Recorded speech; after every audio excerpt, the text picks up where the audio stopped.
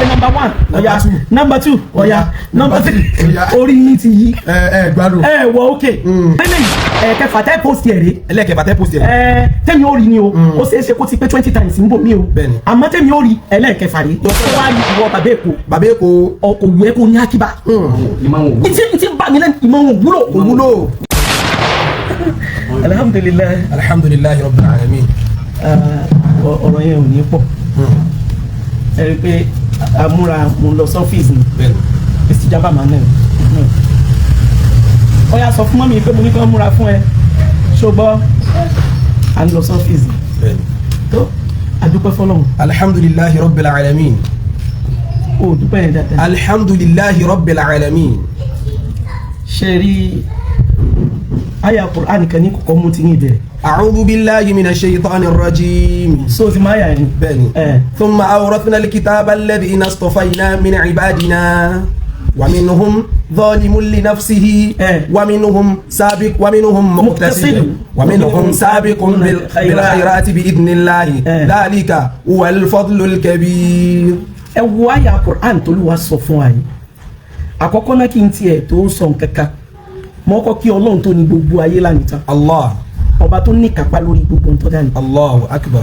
Mo kí ọba tó láyé mo kí ọba tó lọ́run. Allah. Mo kí Ọlọ́run tó ní mi tó ní ẹ. Lẹ́yìn náà ọlọ́ba àṣàlẹ́pìn kí a ti gẹ̀dẹ́ bí wọ́n mọ̀. Sallallahu alayhi wa sallam. Ẹ má bínú pé ó lé ní some minutes kí n tó wọlé àwọn èèyàn ń pè mí gan ni àwọn èèyàn ń pè here and there.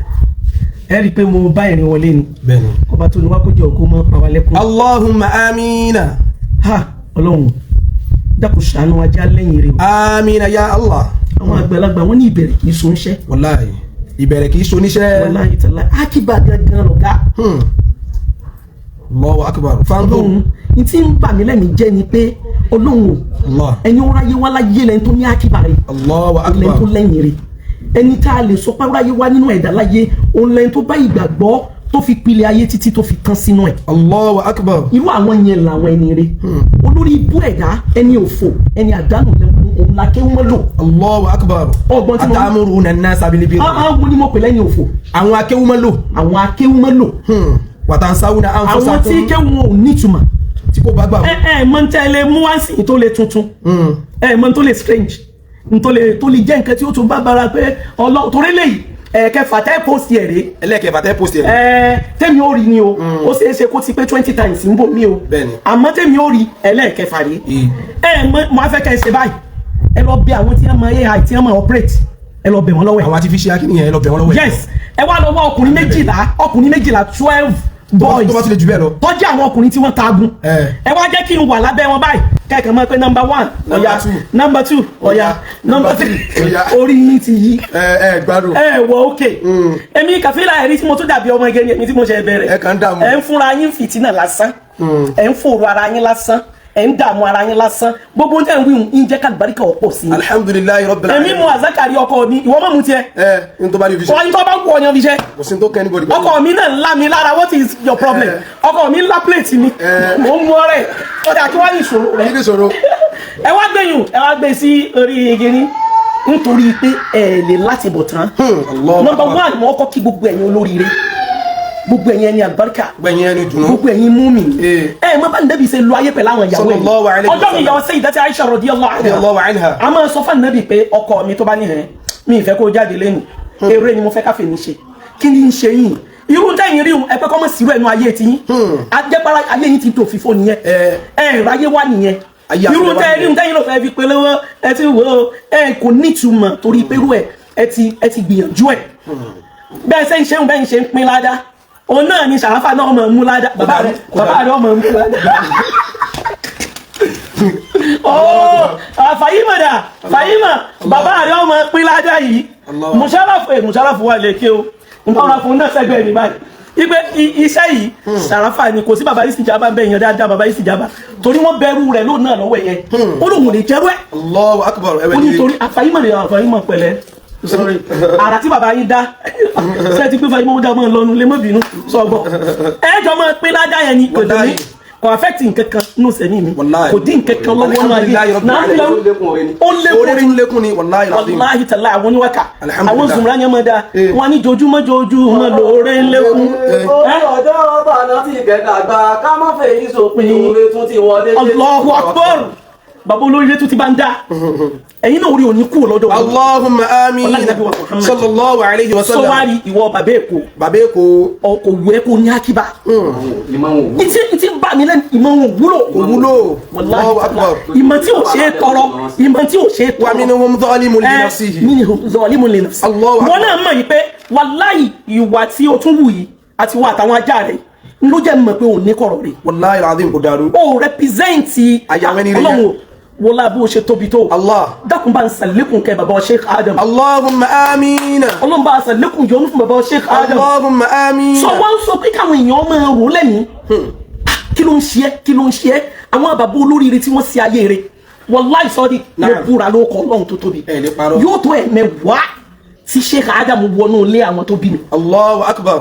tí Sheikh Adam bá ti wá dé tí wọ́n bá ti dé tí Wọ́n ti bọ́ bàtà tí wọ́n láti bọ́ títì. bàtà láti títì bàbá ni ó ti wá bọ́ bàtà láti inú ilé wọ́n wàá fẹsẹ̀ rìn pàdé ara wọn Allahu akbar. kálukọ́ wàá máa wúra rẹ̀ lẹ́lẹ̀ Allahu akbar.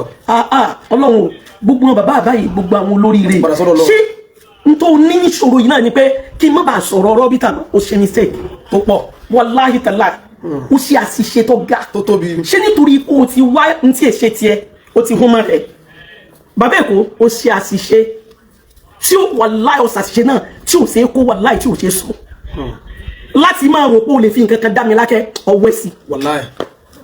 olúwa tó dá mi ládàá pé Alhamdulillahi rabbil alamin. ọlọ́run dá mi pé ó pẹ̀lú mi ó ṣàánú mi Alhamdulillahi rabbil alamin.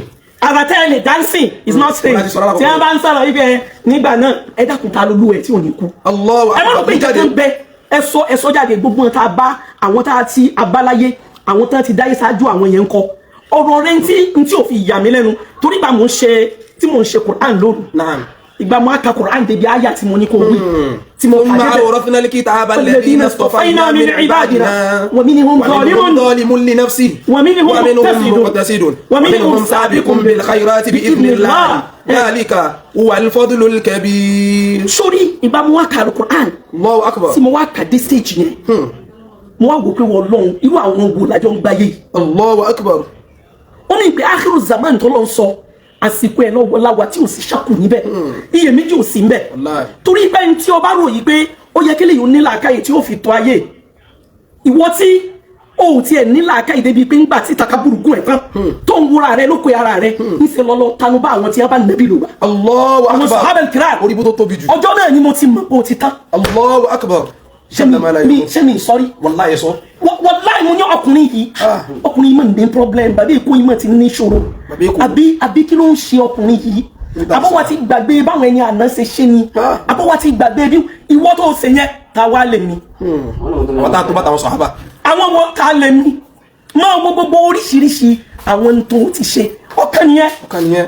ẹlẹ́ẹ̀kejì ee òun ni ọ̀rọ̀ ibẹ̀ bàbá mi ni ó ní fíkìrà rẹ̀ bíta bàbá mi ni ó ń ṣe kìíní kan bí àwọn ẹni rẹ tí wọ́n bá dá nǹkan lẹ̀ pẹ̀lú àníyàn rẹ pẹ̀lú wọ́n mọ̀ إنما retí نطعمكم لوجه الله لا نريد منكم جزاء ولا شكورا. torí ẹ̀san ayé àti tọ̀run nìkan ló máa bàbá sí wọn Allahu akbar. èyí tí wọ́n ń ṣe yìí kì í ṣe nítorí bàbá ń gbà lérò nìyẹn jẹ́ wọn á tún jẹ́ ìtàn ọjọ́ tí àwọn ará Mẹ́kà ń ṣe ṣákù lórí pé wọ́n fẹ́ máa kírun Allahu akbar. tí wọ́n wá ibi wọ́n dojúkọ sọ ọ̀gbàgbé arúgbà yẹn bẹ́ẹ̀ni. ìgbà wọ́n wá ibi wọ́n dojúkọ yí pé kankan ní ẹjẹ́ àdojúkọ bíi ẹjẹ́ àdojúkọ bíi ẹjẹ́ àdojúkọ bíi ìgbà tí bàbá wọn mọ̀rún tọ́jú ànábì kìlọ̀ wí Al-Khattab.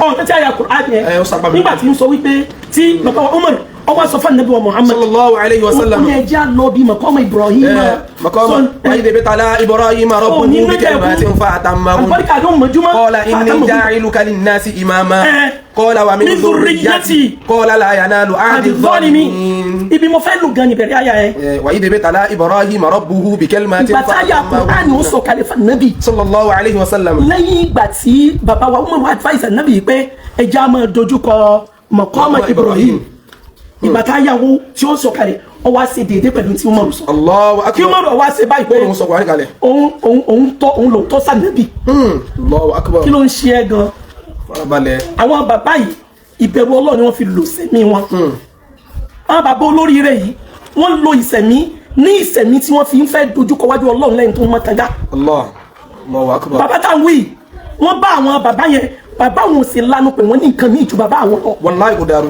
ọ̀rọ̀ bàbá Sheikh Adam Ọlọ́run àṣàlékún ìkẹrẹ. Àmín ya Allah. bàbá ọ̀lanu pé àwọn bàbá Àbásùnú ni o bàbá ẹlẹ́sìn mẹ́ta ni o bàbá wa Ahmadu Rufai Òkè Àrẹ ni o àwọn bàbá wa Alukuburo ni o bàbá wa níta ọ̀kọ́rá ọ̀nà ní Básùnú bàbá wọn lanu pé wọ́n ní nǹkan ní ìjú bàbá lọ torí wọ́n bá wọn bí ẹ ti ń ṣèpàdé ẹ̀sìn. Allahu akbar. kí ló ń ṣe ẹ́ o. àbíkú. so n ti bẹ́lẹ́ mi ẹ̀ ń sìn ó ní pé nǹkan yóò wé ẹ̀ dáhùn wọ́n àtàwọn ajẹ́ ẹ̀ tó bẹ́ẹ̀. wàláhì ò tó bẹ́ẹ̀. lẹ́tà la yóò tó bẹ́ẹ̀. kí ló wí. ó náà lẹ́nu ní ibẹ̀. wàláhì tàbí ẹ̀ tó bẹ́ẹ̀. ẹ̀ tó bẹ́ẹ̀.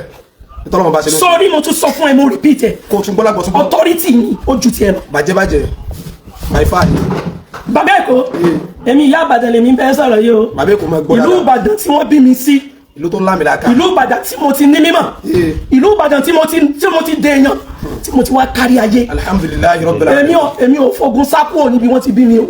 ibẹ̀ náà mo ti dèèyàn. Allahu akbar. jẹ́ kó máa yí ẹ kó máa gbọ́ sétí.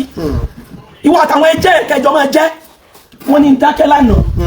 ọ̀rọ̀ tí ìgbà mo fẹ́ máa ṣàlàyé ọ̀rọ̀ wọ́n á pè wọ́n á bẹ̀bẹ̀ wọ́n ní wọ́n á mọ sísítẹ́mù wọn ṣe ń sọ fún ẹ. tí wọ́n bá ti rí pé ẹnìkan ti àtàkì àwọn lórí àbúrú táwọn ṣe wọ́n wà pinra wọn sí méjì. Allahu akbar. wọ́n wà ní ẹ̀yìn ẹlọ́mọ sọ fún pé kọ́mọ bínú. ẹja wa kan ọmọ ẹja lọ. ẹja wa kan ọmọ balọ̀ kọjá lọ. Allahu akbar. bí ẹ ti máa ṣe nìyẹn. kò sí tó tóbi munafik. gbogbo wa munafikun ìwà kàfirun ìwà zalimun àwọn ni wọ́n ní. èmi bá dáalẹ̀ ọ̀rọ̀ náà dàbí ọ̀rọ̀ Muawiya àti Sayyidina Ali. labbaik Allahumma labbaik. ọ̀rọ̀ yẹn wá dàbí ọ̀rọ̀ yẹn kí ló ń ṣe yín o. ẹgbẹ́sùn jẹ. èmi kàfílà rẹ̀ mọ́ ń lọ sọ́fíìsì. Ummul Mu'minat walidan lillahi ayọ̀ an-Nigeria Ummul Mu'minat. yàrá yẹ everybody. yàrá yà lókè. obìnrin bí ọkùnrin nìyẹn. ọkùnrin lọ. gbogbo àgbáyé. wàláì bàbá ẹ̀kọ́ àtijọ́ bẹ̀rẹ̀. wàláì. àwọn tó ọ̀nà yẹn máa rán wọn o. àwọn ajá yẹn kọ́ máa. àmọ́ ní ìsìn tó bá ti rọ̀lẹ́ a retí fídíò sí alájà kan ọlọ́mọ abẹ́ńbẹ́ báyìí tẹ́wàá máa pẹ́ ìwọ máa bọ̀ ìwọ máa bọ̀ a máa retí fídíò bí ibi àtijọ́ tèmi àti yín ọlọ́mọ jẹ́ rírú ẹ̀. amina ya Allah. mo jẹ́ ń sẹ́pọ̀ tí ní iná ayé tán. Allahumma amina. lánàbí wa Muhammad sallallahu alayhi wa sallam. èmi ò sínú ẹlẹ́bọ. alhamdulillah. mi ń sẹ́pọ̀ tí ní ẹ̀ lọ bọ́lọ̀. amina ya Allah. a tún jọ pàdé. ẹ̀yin ọmọ Abdulaziz wà. Alhaji Abdulaziz. ẹjọ́ bá ń gbé mọ́tò ilé. ilé jáde. ilé la máa gbé tún fi hàn wọn. sórí orí yín ok ó tẹ̀ ti wà ní mọ́tò. àlọ́ ya. ọ̀ya ọmọ tá a jọ ń lọ dà. ilé ìgbà fẹ́ dé. Ummul Mu'minat. Ummul Mu'minat walidan lillahi ayọ̀. mọ́ndà yìí. an-Nigeria. ọ̀ya ti sọ̀rọ̀ ní kíkẹ́. Nanti